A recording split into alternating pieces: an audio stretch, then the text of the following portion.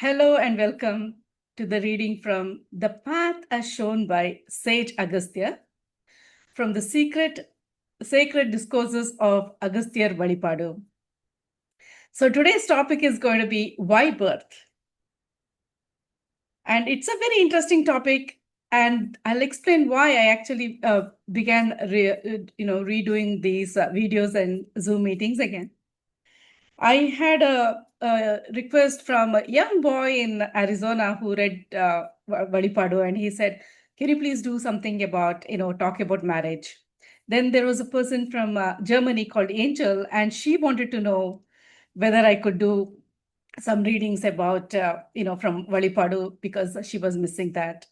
So then Sister Jayalakshmi was reading in Tamil, and her topic was why birth, and somebody in Facebook said, can we please have the English translation for that? So that is why I have resumed the readings and explanations. And let us continue with what Appa is saying in this why birth. Kachara Swamigal asked, why were we born? And Sage Agastya says, what kind of question is this? It is a well-known fact that we are born as small children after 10 months of formation in a mother's womb.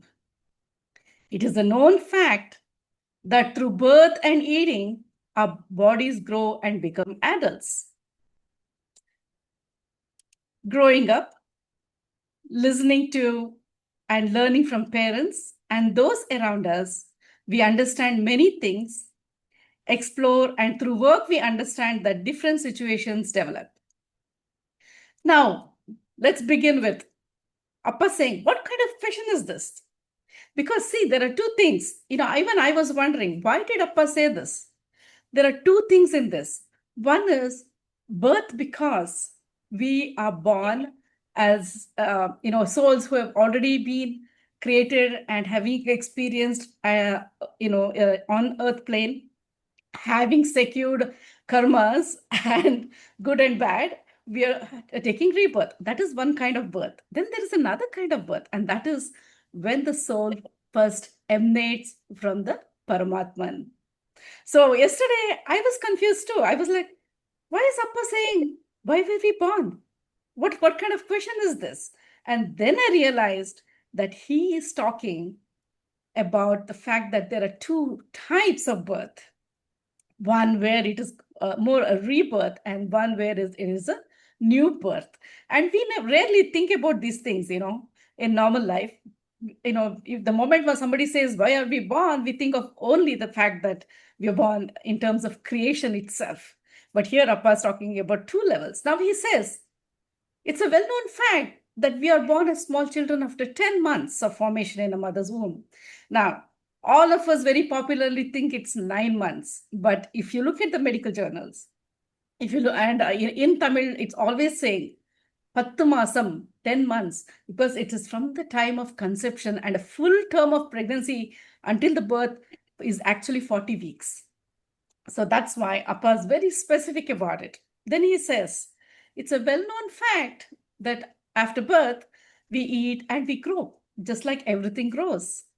And as we grow up, we listen and learn from parents and those around us, and we explore and we learn, and different situations develop in our life. So think about it. What is it that we begin to do as soon as we are born? We begin to express. We express through our cries when we are hungry. We express through our cries when we are in pain. And welcome, Sister Harisha, and I'll definitely give you time to talk.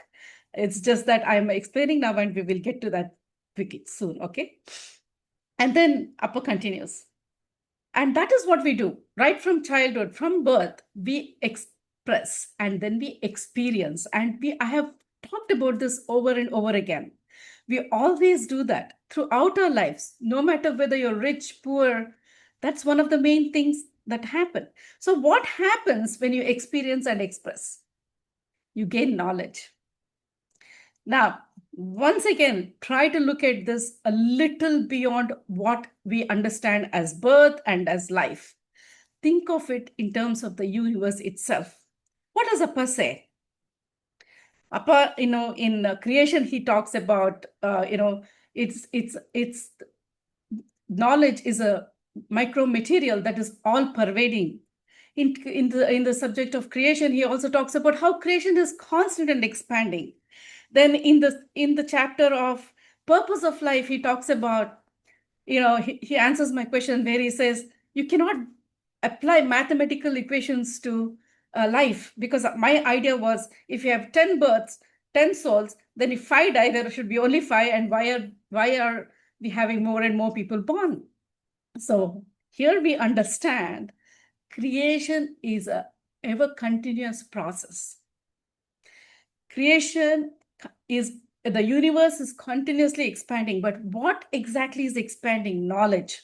So if you look at what is in the current world, look at the universe as a computer mainframe or an AI that has been created, and it starts accumulating knowledge and expanding as more experiences or more information is fed into it. It expands, it becomes better, it becomes better. That is what the universe is. I mean, that is my simple analogy. So always when you're reading Velipadu, remember, you have to go beyond reading just what is written. If you really sit back and think about it, if you really, let Appa work through you, then you'll understand it is not just, you can't just read one chapter and let it go, because each one of this chapter is contiguous to the other one. It's relevant to the other one. And when you read them over and over and over again, that is when the information becomes more clear and your wisdom grows and the layers are opened up. So let's continue. So what does Appa say? Reaching adulthood, getting married, and experiencing pleasure. We also gather difficulties and worries, and occasionally some of us look up and ask a question. Why was I born? Is this life? We also see some getting disgusted and arriving at a state of mind where they ask the same questions. So, how many of us haven't asked this question? And when do we ask? We ask when we are suffering. Oh my God, why this life? God, why did you create me? But look back. When you see what the Vedas and the Upanishads and the great texts say, creation is the desireless desire. It's like an automatic process. Souls emanate the experience and they add knowledge and they go back to the absolute. The microcosm comes out, goes back into the macrocosm. It's a continuous process. And let us say again what Appa continues. Sage Agastya asked again, what kind of question is this? Now, this got me thinking yesterday. I'm not thinking, why did Appa ask this question again and again? Why did he say this? And why did Arultai Vijayalakshmi actually write it down twice? Because it is relevant, because he wants us to look at it not only in terms of creation, but in understanding the different types of birth we have, understanding the different layers behind all this. And let's continue. Some create a small war within and around themselves, thinking that life is only about eating, sleeping, engaging in various activities, enjoying material things, and enjoying the pleasures found in nature. In the pursuit of more and more happiness, they think of all this as great happiness. And how much haven't we seen this around us? And how many of us haven't done the same thing? We think, life is all about being born, learning something, getting a job, getting married, having children, accumulating things. And we think that is happiness.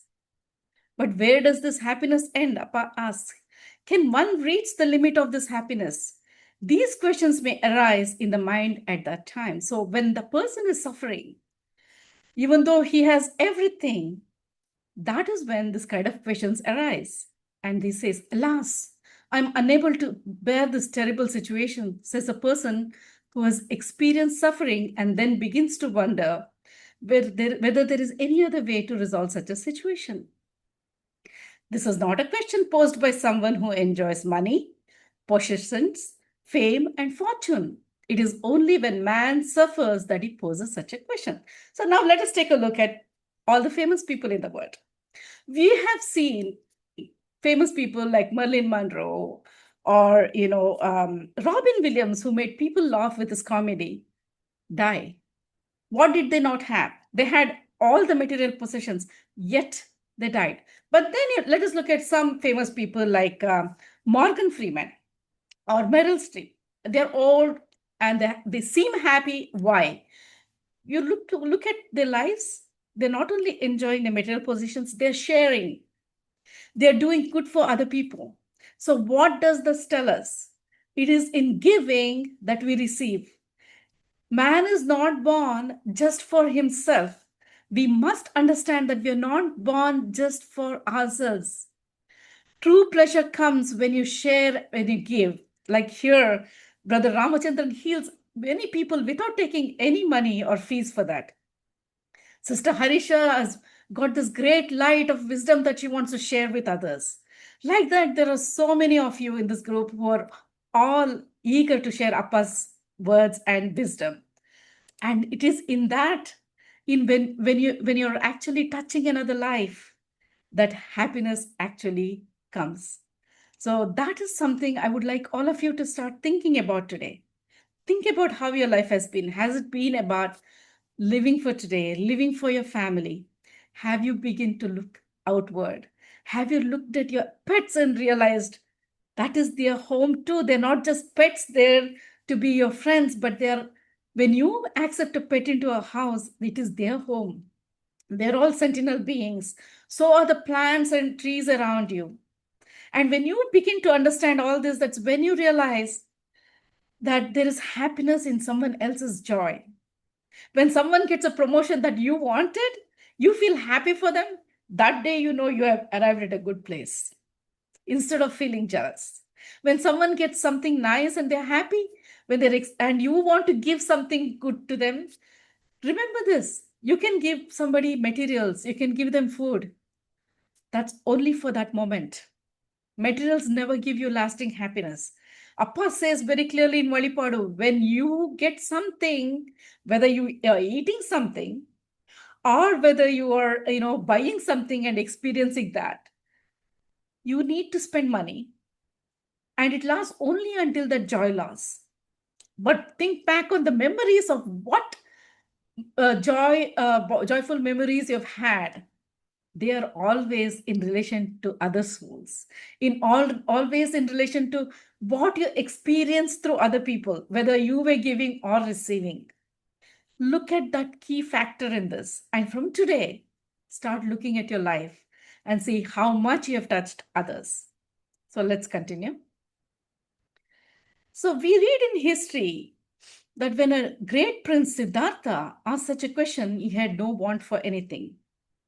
This question arose for him only when he realized that even though he had everything he wanted and as much as he wanted, there was no lasting peace in it. And which one of us haven't heard the story of Buddha? He had everything. He was a prince, he had a wife, he was a child, he had wealth, he had health. Yet he went out, he saw people. He saw people suffering. He was looking beyond himself. He was looking beyond his limited ego, and he was saying, why is this happening? And he did what did he do? Instead of asking why for something for himself, he did it for another. Again, you see, he is sharing, he is giving, even in that asking. So he says, why was man born? Why do diseases occur in the body? Why is it that one becomes old and becomes physically weak and is no longer able to enjoy all this even if he gets them? Why does one take birth? Why does one go through such a cycle of birth, death, and rebirth, which is not conducive to peace? Because no matter what, pleasure always comes with pain in one way or the other. You eat too much of something nice, what happens? You have stomach pain. If you enjoy something in excess, what happens? The relevant suffering comes in its wake. Always remember that. So Appa says, Siddhartha asked such a question, not only for himself, but to show a way to the human race created by God. See, this is the greatest giving. He wanted to know why, so he could help people.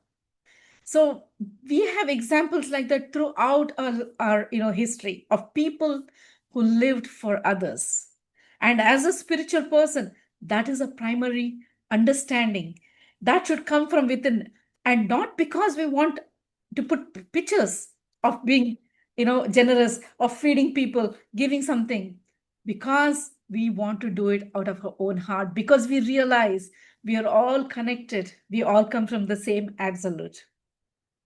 Then he says, so Siddhartha asked such a big question not only for himself, but to show a way to the human race created by God. With a firm resolve to receive a complete answer, he left his kingdom. He left his wife, who was sleeping in his embrace, and went far away. Who can do that? That is called a higher purpose, a higher calling.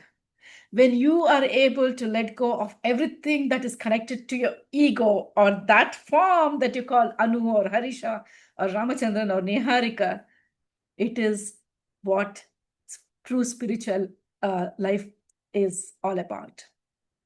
Sitting under a tree, closing his eyes, he reflected on these questions over and over again in his mind. He remained in that state of meditation for a long time to find an end to all this. So Appa says here, meditation means sitting without having any thought in the mind, in a kind of nothingness, losing awareness of one's own being, remaining in the state of samadhi for a very long time. The state of meditation that Siddhartha was experiencing that day was different. See, that's what we try to do when we sit in meditation. We try to get rid of our sense telephones. We want to focus. We want to get in. What was Siddhartha doing? He was doing something else. He had a very strong question in his mind. On the other hand, there was also a determination to know the answer to this without paying heed to rain, wind, heat, going beyond thirst and hunger, forgetting himself in one state, forgetting the world around him. Siddhartha remained completely engrossed in meditation. And one day the seed of light was born. It was on that day that he attained enlightenment, and after realizing this, when he taught others what he understood, everyone began referring to Siddhartha as Buddha. Now, what do we learn from this? What did Gautama or Buddha do, or Siddhartha do? He focused. So remember, everything is energy. When you focus on something, then the answers start coming. So you're opening up your energy waves. There's knowledge everywhere, and you begin to focus on a one particular direction, then that energy is drawn to you. It's all physics. That's what quantum physics is all about. So that is why we had this famous scientist who jumped off from the bathtub saying eureka, eureka, because his mind was constantly focused on it. It didn't matter whether it was heating, he was sleeping, he was taking a bath. And that's the key to what a scientist discover. See, the scientists they don't invent them. Most of them, they are discovering something that is already there. And how is that? Because they are focusing their energy on that. That is how the greatest rishis of the world, our ancient Indian rishis, knew so much about the planetary system. They knew so much about everything because they focused. So you're learning two things today. One is meditation in terms of going within and becoming one with the self, realizing the soul. Another is trying to get information, trying to assimilate knowledge from the higher consciousness. And if you read Valipada, you will realize that Gajraj Swamigal did that. He was able to connect to higher states of consciousness. And how was that possible for him? Because he connected with that great intense love to his guru, Agastya. So remember, emotions and feelings have that power to pull the divinity towards you. And it's like sending some power, getting connected to this higher power, and then getting connected to much larger area of energy or knowledge or wisdom. That is the key to connecting to higher consciousness. Doing it by yourself, going within, is also possible. But like Meera could do, complete devotion, complete engrossment in something which is higher than us, more powerful than us, that also helps us. So we are learning so much just from reading some basic things that Appa has given us in very simple languages.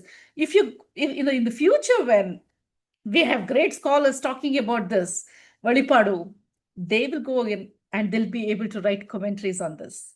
Because they will be able to, I don't know anything about Vedas or the Upanishads, neither did Gajraj Swamigal, but I know that what is in the Vedas and the Upanishads is here, and it is given in a very simple language. And all that one has to do is open the book, read it with receptivity. So then we'll see what Appa again says. Siddhartha, who was a bogi, bogi is one who enjoys, transformed into a yogi. He learned that pain was more prevalent in wanting. In experiencing what one wants, there is a mixture of both pleasure and suffering. So let us learn a couple of things here. He says, when Siddhartha thought everything he knew to others, people started calling him as Buddha. What does that mean? When you start reaching out, when you start helping people, they start seeing you differently. So when people started calling Gajraj Swamigal Swami, he became a Swami. When they said Siddha, he was a Siddha, because it is in the perception of others because of what you do, you are known.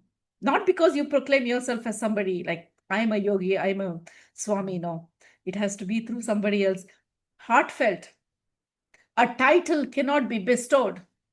A title is earned by what you do and how you do and how you walk. So always remember that. The other thing we're hearing here is pain is more prevalent in wanting. Think about that. How many times haven't you desired something? And what happens when you desire it? You get it, you're happy for that moment, and then it's gone, it's over. And then you want it more. And if you don't get it, what happens? You get pain. You get frustrated, you get angry. But if you keep getting it, the more and more you get it, it's like there is no end. And then even in that, there is a kind of a disgust. So when is it going to end? Because it also creates other kinds of suffering. Excesses in anything causes suffering, and you know that. So Appa says, in experiencing one wants, there is a mixture of both pleasure and suffering. Siddhartha understood there was no limit to desire, and we know that. That Mahayogi, Buddha, understood that one who experiences too much pleasure will have to experience disease and suffering equivalent to that. It is this lesson that he taught others. He also understood that it is in saying no to pleasures of the world and rejecting them that one finds peace. So what does that mean? There was a time when I used to go shopping. I would look at a new top, I'd look at something to decorate the house with, and I would buy them.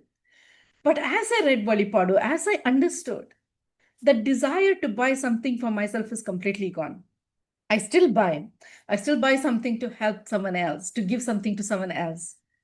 And for me, the joy is in seeing their joy.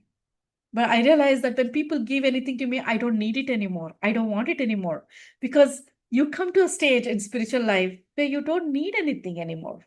Because the joy is within you. You don't have to look outside. Then Appa says, and finally he understood that every man must engage in efforts to strive for salvation without having to take rebirth. And that is the goal. He gave us a great book called Bodhidharma, in which the meanings of his teaching can be understood even by ordinary folk. In life, one must enjoy things to a limit at the right time and then remove the desire to enjoy them more and more. This is the key teaching in this. Understand why you have desire. Once you have desire, then say, this is enough. You've eaten a piece of sweet. Stop at that. You've experienced pleasure with someone else. Stop at that. Don't want to do the same thing over and over again. So what does Appa says? It's okay to have desires, but to a limit. As necessary for the age. He says in Valipadu in another chapter.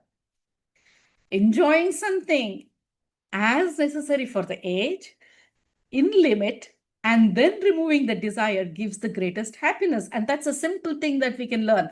Look at how many people who are very old and they're unhappy. Why is that? Because they're trying to live like they lived in their youth.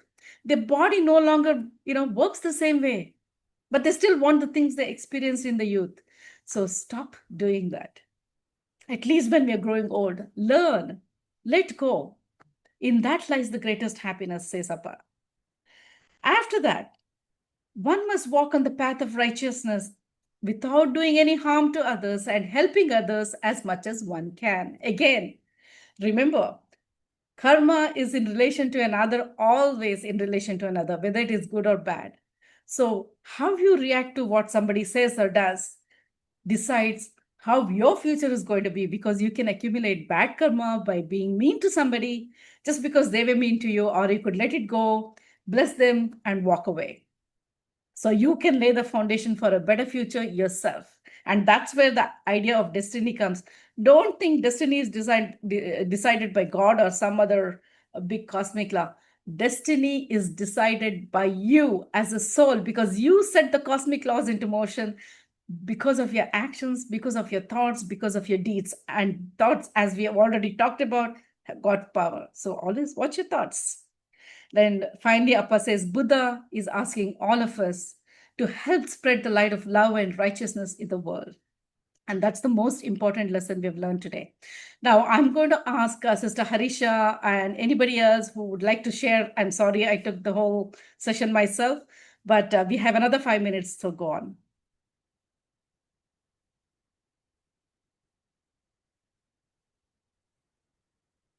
You're on mute. Sorry. Sorry. Thank you. Thank you so much for that, Amma. And I think some very important points have been addressed. We know why we are born. Basically, it is to clear our karmas and prepare ourselves for a better birth. And we know why we need to meditate, because we need to focus.